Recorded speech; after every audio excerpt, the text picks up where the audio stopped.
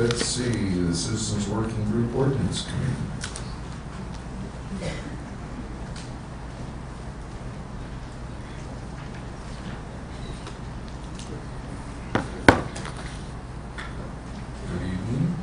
Good evening. Good evening. Good evening.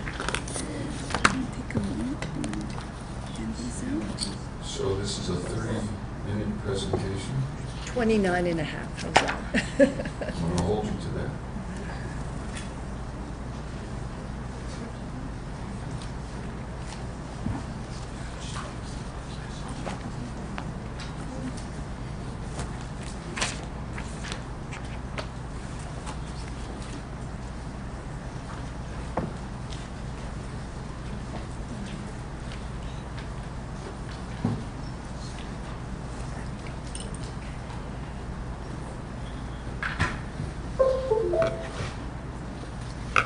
Shall we begin? Pretty much. Yeah, you already lost a half a minute. Oh, okay, I'm glad I said 29 and a half. First of all, Mr. Chairman, I want to thank you. You can't hear? Gotta really eat that microphone. Okay, really, okay. Yeah. Press the button. Put, it's the green, it's on? Push the button. Is it green on? Yeah, it looks like it is. It says green. Can you hear me? No. No. Okay, there we go. Now you should. Yeah. Good evening, Mr. Chairman. My name is Mary Feldblum, and I've lived in Sandoval County for over 30 years. I've been involved with oil and gas issues for many, many years, representing the Oil and Gas Accountability Project. And first of all, I want to thank you on behalf of the ordinance team for allowing us to present our proposal. I want to point out that all of us on the ordinance team are very sympathetic to the issue of if it were possible to ban hydraulic fracking and if it were possible to do hydraulic horizontal drilling. There are legal issues that we were concerned with, and Phoebe's going to discuss an alternative approach for you. But I just wanted to talk to you about our ordinance overall. It's a standalone ordinance, and it also does something that we adhered to what Mike Springfield recommended to us. He spoke to our ordinance team, and he actually said the more vague you write things, the harder it is to administer. And he recommended that he doesn't like discretion. And so in our ordinance, when you review it, you'll see that we're trying to be clear as to what's expected of the applicant, what the community can expect, and also the planning and zoning staff. We've also allowed and provided for, as did the science team, consultants as a resource for the county, because this is a very complex issue. And it's these resources would be paid for by the applicant. I really have to talk a little bit about these are all, you can't see them, I'm sure, but all the people that we have consulted with in developing our ordinance. Many scientists, hydrologists, seismologists, lawyers, insurance people, and others. And we've actually gone out to Cuba and Cochiti Lake and East Mountains and other areas to listen to our residents to find out what they're concerned with. And but I think the biggest issue that I have heard is this question of the preemption issue and Judge Browning's famous decision on Moore County, which, as Peter Adang pointed out, was really an attempt to ban oil and gas drilling. And there's a quote here from his decision, which I think at the bottom of this, which says, if the defendant had merely regulated oil and gas production in Moore County, those regulations may not conflict with state law, even if they were stricter than state law. And then this is the qualifying statement. As long as the regulations did not prohibit conduct that state law permits or permit conduct that state law prohibits. the regulations would likely be upheld. And the dilemma before you is, state law does not prohibit hydraulic fracking and horizontal drilling. And to qualify a little bit about what Peter said about the issue about the loss clinics analysis, which you all should have in your packets. They agreed they were not representing us as a client. They were doing research on an issue, and unfortunately, I think that Mr. Dang didn't read the last sentence of what he was reading. And it's on number 1. Accordingly, Sandoval County may enact ordinances pertaining to oil and gas industry as long as the regulations do not ban hydraulic fracturing and that the regulations relate to traditional local interests. So it's a legal dilemma that you face. And as you know, lawyers fight all the time. But I just feel that we were very concerned that this could go to court, this could be costly, and so we have been grappling with a very different alternative that Phoebe will present. So I'm going to fast forward to the water protection. First of all, thank you, Chairman, Commissioners, for allowing us this time to speak. I appreciate it. And I just wanted to kind of lead off from what Mary was saying, and I think Peter and Mr. Phillips did a great job of really illustrating, as well as New Mexico Tech, the concern about water here in Sandoval County. And again, one of the main divisions of the Citizens Working Group was really on this issue of banning. And our concern with bringing 2 options to the county commission, if, as Mary indicated, your concern was about a potential legal vulnerability in terms of banning. So the way I look at it is the Citizens Working Group Ordinance team is just providing another way to protect water without banning, in case there was a legal concern of the commission by having banning being the major way of protecting the aquifer. So again, it was a mandate from the commission is to protect water. And I wanted to also add in here too, the tribal aspect. We have 10 pueblos, 2 tribes, Jicarilla and Navajo Nation. And I know there's been a lot said about, well, tribes have a majority of the land here. And I shared this earlier with the governors, is at one point, we were 100% stewards of all this land for hundreds, thousands of years. So we still have a deep connection to this land.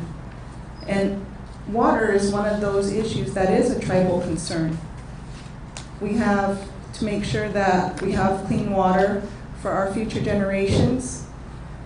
And we also have to make sure, too, that we also steward the lands. There's a connectivity between surface and subsurface waters, as was discussed briefly by New Mexico Tech today. So why site-specific? That's the approach we chose to give the commission an alternative from banning to help water protection. Site-specific, again, Sandoval County is very diverse. We have Rio Rancho that's highly developed. We have areas that are more rural. We have diversity in geology, as was shared earlier with New Mexico Tech and Mr. Phillips' presentation. And so site-specific provides an alternative, again, based upon the unique circumstances of a particular site that is going up for an application. And so with that site-specific, we looked at certain required reports, like cultural reports, hydrologic analysis, geologic analysis that was done on each potential permit. And another important part is baseline testing. One concern was, is it too burdensome? And I would recommend that no, it's not too burdensome.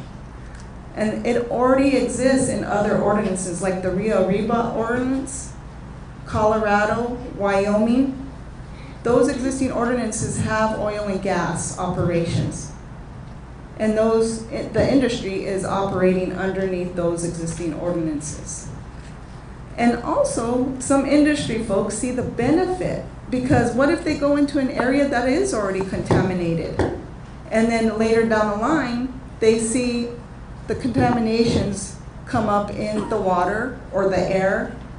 Then they can say, well, it wasn't from us, it was already here before we got here. And that was one comment by some industry folks as the benefit that they saw from baseline monitoring and testing. And in addition, the residents, we're looking at protection of residents and protection of property rights as a land use concern as well. And that provides that as well as a data point for our residents and our public. And again, I just wanted to reiterate, when we started working on the language for this ordinance, this option, we reached out to a lot of experts. It wasn't like we pulled it out of thin air. We looked at existing ordinances where oil and gas was operating and operating under with a lot of operations in terms of revenue to the state in San Juan Basin, down in the Permian Basin in Colorado, Wyoming, Texas as well. And I want to go on to another point that is unique to the ordinance team's ordinance, is Pueblo and tribal consultation and issues being integrated and weaved throughout the ordinance. And this is a key aspect to our ordinance. And what's the importance of that? Like I said earlier, we've been here since time immemorial. And I hope my kids will be here, my grandkids will be here as well. And so as we look to continue to steward our lands, we're considering our future generations and those yet to be born. And we hope that governmental officials like the commission here can help be partners in helping us steward these lands for those future generations. And so what are tribal concerns? Are they only cultural concerns? No, as I indicated earlier, water, air, land use, roads, all of those are tribal and more are tribal concerns in terms of how they manage their lands, how they manage traffic through their properties, and how that all interfaces with the local government and residents as well. And so back to our ordinance, the ordinance team's ordinance, is it provides an initial framework for the commission to start that point for further tribal consultation, this government-to-government consultation. There's a lot of key points that we heard from the various tribal staff and entities about notification. Should it be notification for just 1 mile in radius from a potential well? As I indicated earlier, we've been in this land since time immemorial. We have connections beyond our jurisdictional boundaries. And those cultural concerns, one thing to note is we continue to practice our way of life, and those cultural things that we do is not just for us, it's for everybody in this room and the world. And so for me, to try to explain that is that the necessity for us to carry out and have access and to steward those cultural lands and properties is very important. And again, the water. We keep going back to the water. And that is essential for everybody in our way of life as well. And clean air for our children. The other aspect that touches upon air and water is the potential legal aspect regarding treatment as a state. It's a legal status that EPA provides to certain tribes and pueblos that ask for that status, treatment as a state. And as treatment as a state allows tribes to do is develop their own water quality and air standards. And so, like has been demonstrated recently in the Isleta case, they held Albuquerque accountable for contaminating their water. And so that's a real concern, and one that needs to be considered, because tribes and pueblos in this county have treatment as a state status and have water quality standards that we all need to consider as we do operations or disturb land. And again, as I indicated, the roads, those are a unique aspect that we included in our ordinance because of issues of rights-of-ways and easements that may or may not have already been negotiated and documented.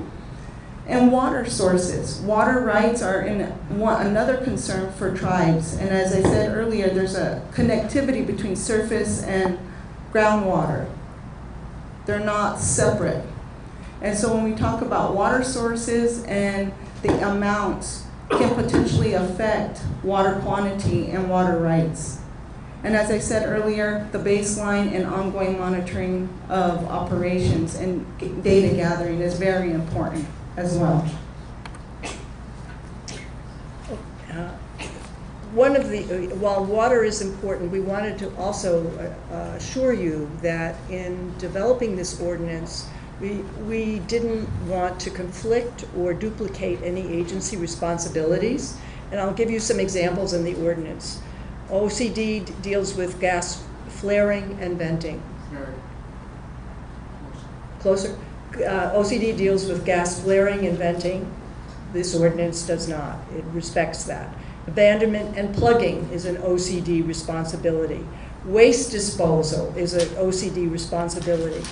OCD has special permit requirements for temporary permits as well as more permanent closures and development permits. Air quality permit requirements is the Environment Department purview, and again, this ordinance does not deal or duplicate with those issues.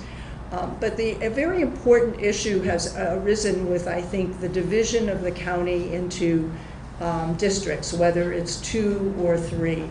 And one of the districts, which is the San Juan Basin area, does not allow for the opportunity of a public hearing and thorough public notice. And I just want to quote from John Arango, who wrote this in the Corrales comment. He said, "One thing I learned in nearly 25 years on Planning and Zoning Commission is that the public always has something important to say. Granted, comments are often irrelevant and sometimes hostile, but if you listen carefully, there's wheat in the chaff, a road that won't stand the proposed traffic, a clear threat to neighbors, or a project better located somewhere else. In my view, the county and the oil operators will lose something important if the public is unable to comment on oil and gas projects." The other slide deals with, we asked the question to the University of New Mexico Law Clinic whether there are legal issues if you allow one area of the county or 2 areas to have a public hearing, public notice, and you don't allow that to another one. And this is their issue that they've raised, not the equal protection issue, if any, I think some of you are familiar with that, but they raised a due process issue and a property owner right issue. And you have their quote from their opinion right here, which it can create legal problems. Then what we've done, instead of creating districts, we've created 3 types of permits. One is a preliminary oil and gas exploration activities permit, which is an administrative decision, easier, and public notice is required for all the Sandoval tribes and pueblos. Otherwise, it's up to the director. Then there's an exploratory drilling well permit and an oil and gas development permit. Those are 2 and 3. And there is a public notice that is required. All the tribes and pueblos are notified, but a broad spectrum of people who are impacted, and anyone interested can sign up and find out about a proposed project. This is a process that's used in the Environment Department and the Oil Conservation Division. Hearings would be held in a location within a reasonable distance to the site to be determined by the director. That's very important when we have talked to people in the rural areas, including Cuba. We also are different in terms of enforcement issues, in terms of the other ordinances, and you'll have those are 3 types. Okay, go on. Enforcement. The ordinance team ordinance is the only one that gives the county the right to pull a permit, to suspend a permit. The baseline has a cease and desist order, and can charge the company to pay for remediation costs. But the state requires that the maximum amount per fine that can be charged per violation is $300, and that certainly is inadequate for the few bad actors that there are. Most of the industry is well behaved, but the bad actors can have serious consequences. So there is not only a cease and desist order if there's harm to public health, safety, and the environment, and the criteria is carefully constructed by the attorneys we consulted. A county may suspend or revoke the permit, and there's due process. There's obviously a hearing to the applicant. But that's a very important power that the county has. And finally, we have in our ordinance a review process and assessment. This is big. You're making big decisions. How is it working? How's it working for the division, the planning and zoning division? How's it working for the applicants? How's it working for the public? There are expected state and national legal changes that will occur. So this is not a sunset clause. What this is, it just says, in 2 years, let's review. Let's just see how it's working, and if that makes sense, then, and if there are proposed changes, fine, you all have the power to do that.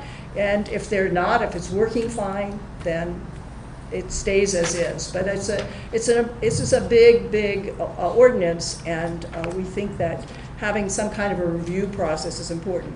There are other critical taxpayer and county budget issues, but our time is almost up.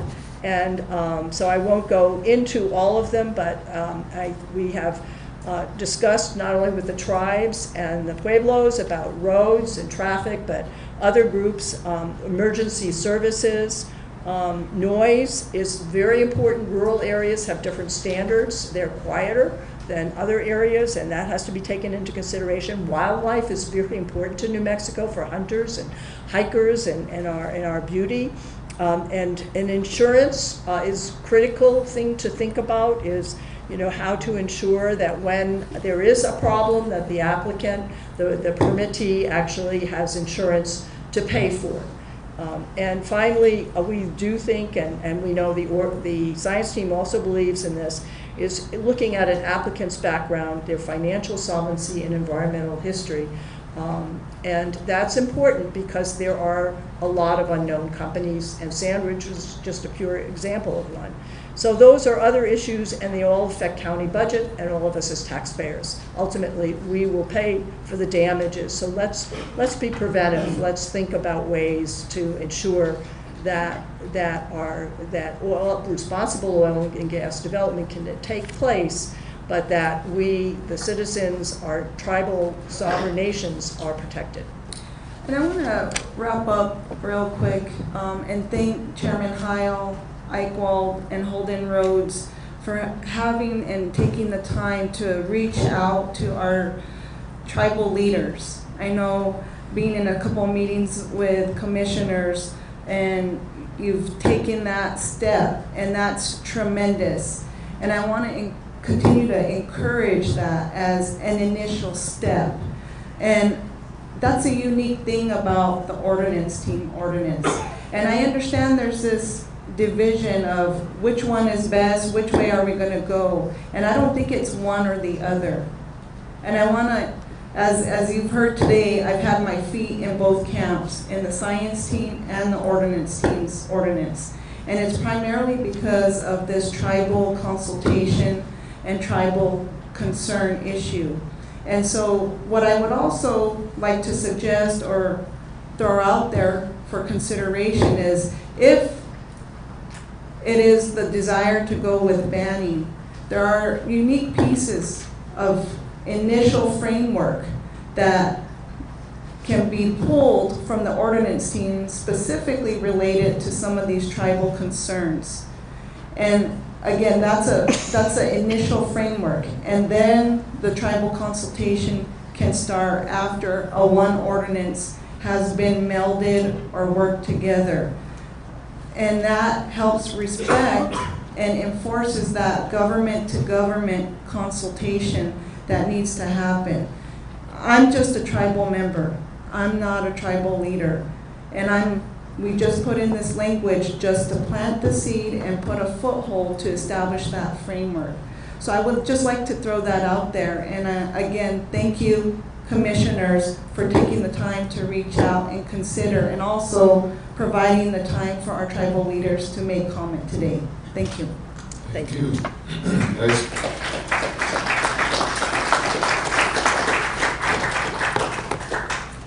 I especially want to thank all the members of the citizens who have invested all the time and effort that they have in this, in the drafting the ordinances and working with the community. I think it's going to help spread the word that Sandoval County really cares about this process. So